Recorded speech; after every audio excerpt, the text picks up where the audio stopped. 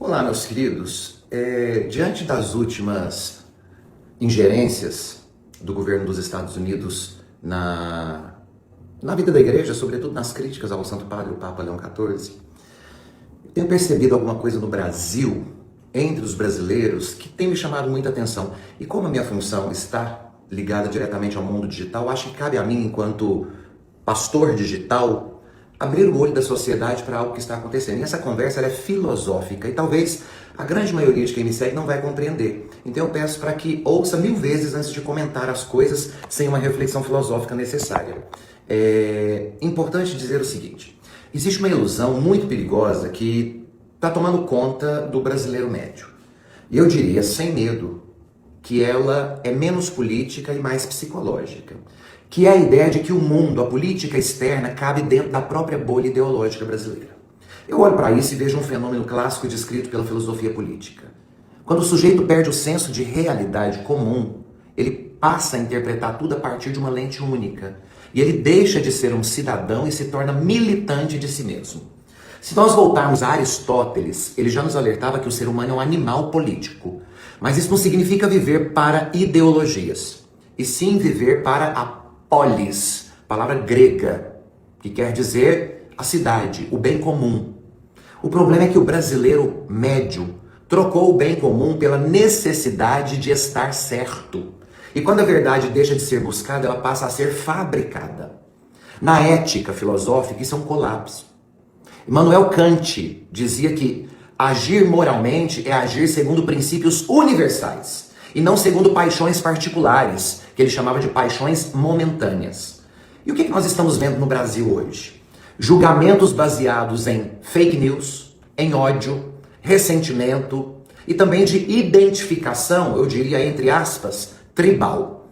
Não importa o fato, importa de que lado você está, queridos. E isso não é ética, isso é paixão, com um rostinho de convicção. E aqui entra algo ainda mais grave, que é a substituição da realidade pelo discurso. Hannah Arendt já denunciava que o maior perigo das sociedades modernas não é apenas a mentira, mas é a incapacidade das pessoas de distinguirem verdade e opinião. Quando tudo vira narrativa, qualquer absurdo pode parecer plausível, desde que confirme o que eu já quero acreditar. E é exatamente isso que nós estamos vendo no Brasil. Pessoas discutindo geopolítica global sem entender minimamente de história, de economia ou de cultura internacional, de mercado exterior, mas julgando tudo como se Brasília fosse o centro do universo.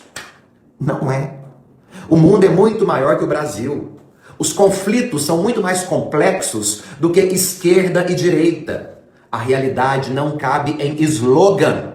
Na moral, isso revela outra falha, que é a perda da humildade intelectual.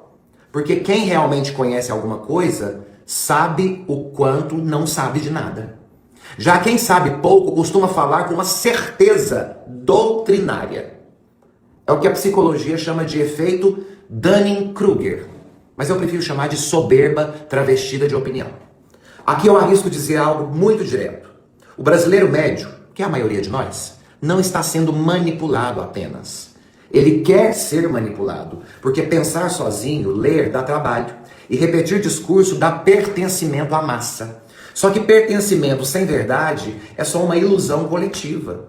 Se nós quisermos recuperar alguma sanidade, nós precisamos voltar a 3 pilares. O primeiro da filosofia, que é buscar a verdade mesmo que ela contrarie as nossas preferências. O segundo é o pilar da ética, julgar com critérios universais e não com paixões ideológicas deste ou daquele.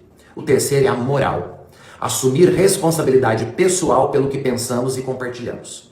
Porque enquanto nós continuarmos reduzindo o mundo ao tamanho do nosso mundinho, da nossa timeline, nós não seremos cidadãos conscientes. Seremos apenas eco de discursos que nem sequer compreendemos. E no fundo isso não é sobre política, é sobre inteligência, sobre maturidade, sobre ter a noção do ridículo. E nós precisamos retomar a vergonha de sermos ridículos.